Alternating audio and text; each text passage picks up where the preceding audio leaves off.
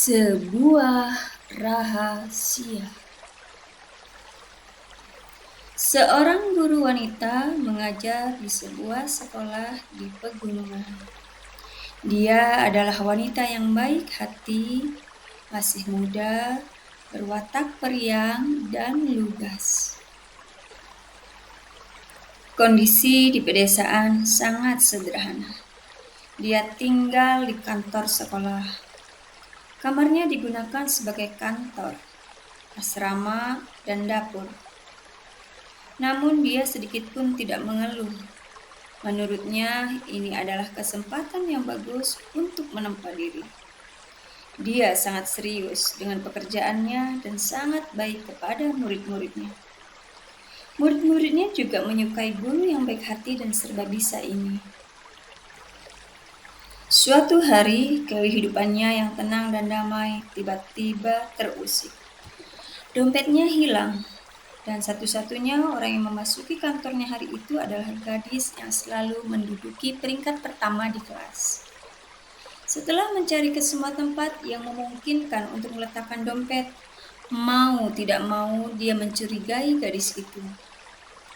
Dia tidak bertanya langsung pada gadis itu, malahan meminta guru lain untuk menyelidiki latar belakang dan keadaan keluarga gadis itu. Jawaban yang didapatnya adalah gadis itu berasal dari keluarga yang tidak mampu. Setelah ayahnya meninggal dunia, ibunya yang sakit-sakitan harus menanggung sendiri beban hidup keluarga. Belum lama ini penyakit ibunya semakin berat, tetapi mereka tidak mempunyai uang untuk membeli obat.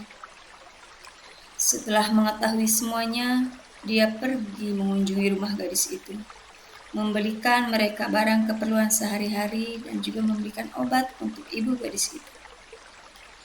Keesokan harinya, gadis itu dengan sungkan dan malu menemuinya. Saat gadis itu baru saja akan mengatakan kata maaf, tiba-tiba dihentikannya. Dia dengan lembut berkata kepada gadis itu, "Ibu tahu semuanya. Ibu sangat menyukai dompet itu. Ibu hadiahkan untukmu sebagai kenangan. Ibu akan membeli lagi yang lain. Tapi suatu hari saat kamu memiliki kemampuan, kamu harus membalikannya pada ibu. Sekarang, mari kita jaga rahasia ini bersama." Belakangan, gadis itu masuk ke sekolah kedokteran dan menjadi seorang dokter. Gadis itu tidak melupakan janjinya. Dia mencari gurunya, tetapi gurunya telah kembali ke kota. Meski mencari kemana-mana dan dengan berbagai cara tetap tidak berhasil menemukan. Akhirnya, gadis itu hanya bisa membalas budi gurunya dengan merawat pasien-pasien. Bertahun-tahun kemudian, gadis yang telah menjadi dokter ini tiba-tiba menerima seorang wanita yang sakit parah. Wanita ini ditemukan oleh orang di jalan dan kemudian diantar ke rumah sakit karena sakit mendadak.